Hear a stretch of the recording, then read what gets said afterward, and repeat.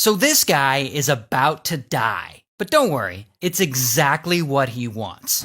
So the guy's name is Darwin, and he's a landlord. And he and his wife, they own a bunch of rental properties in England. And they're trying to make some money. But unfortunately, things aren't going so well for them. Because Darwin and his wife, this woman, Anne, Darwin and Anne end up in a crippling amount of debt. Now, at this point, Darwin could admit that his landlord business has failed and he could file for bankruptcy, but that would be way too easy. Instead, he puts his two brain cells together and he comes up with a brilliant idea. He's going to fake his own death so that he and his wife can cash out on the life insurance money. What could possibly go wrong? So Darwin goes and he pitches the idea to Anne. And Anne agrees. So they put their plan into motion. And one day, John hauls his red canoe to a nearby beach and he paddles it out into the ocean, making sure that anyone watching can see what he's doing. Then he floats a few miles south and he gets back onto shore and he pushes his canoe and his paddle back into the water, making it look like he just fell out of his canoe one night and he went missing or something. Meanwhile, Anne, she waits for him back in their car so that she can pick him up and drive him back home. And from there, Darwin moves into the empty apartment right next door to theirs, which they also own. Now, their whole plan is to have him hide out there while pretending to be missing while they wait for the insurance payments to kick in.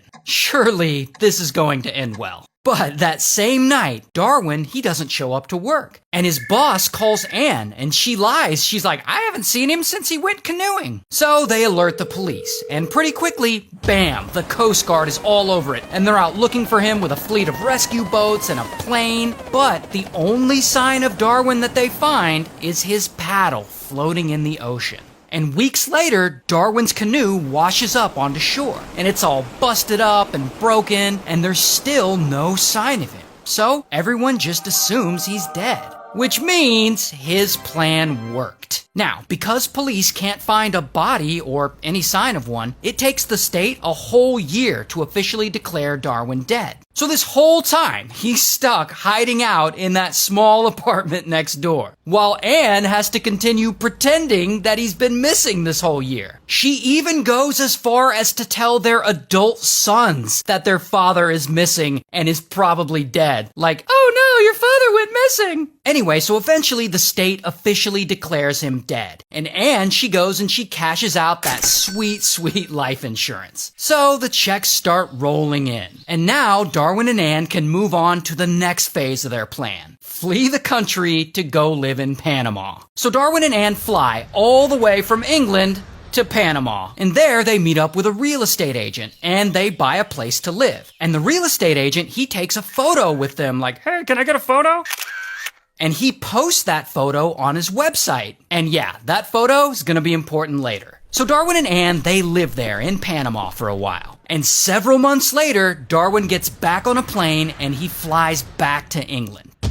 Now, here's where the story gets kind of weird because you're dealing with scammers and it's really hard to take them at their word. But Darwin has been fake dead for over 5 years at this point. And it's around this time, for some reason, we don't exactly know why, I guess Darwin just decides, I don't really want to be dead anymore. Maybe he thinks it's not worth the risk, maybe he misses visiting his sons, we don't know. But he suddenly decides he needs to end this con. So he flies back to England, and Anne doesn't go with him for some reason. She stays in Panama. But he's in England, and one day, he just shows up at a police station like, hey, I think I'm a missing person. And basically, he tells police that he got amnesia and hasn't remembered who he is for the past 5 years. And this story is so wild that a man got amnesia and went missing for 5 years. So journalists, they get interested in it and it's all over the news. And reporters everywhere, they're like dying to try and interview Darwin. But meanwhile, there's a detective working on the case. This guy, Tony. And Tony, he really doesn't believe this story that a guy had amnesia for 5 years. So he starts asking the public if anyone at any point ever knew Darwin by a different name. And pretty quickly, bam, Tony gets a crazy tip. A tabloid journalist had found the photo of Darwin and Ann that the real estate agent had taken and posted on his website back in Panama. And most importantly, the timestamp on that photo gives away that it was taken during the time period when Darwin claimed he had amnesia. And so, kapow! Police arrest Darwin. Here's his mugshot. And when Anne travels back to the UK to reunite with her husband, kapow! They arrest her too. Here's her mugshot. And they both confess to everything, and Darwin is sentenced to 6 years, 3 months in prison, while Anne, she gets 6.5 years in prison. Why do people always fake their death for insurance money? It's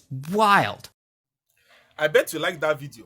Like, comment, share, and follow us for more videos. Thank you.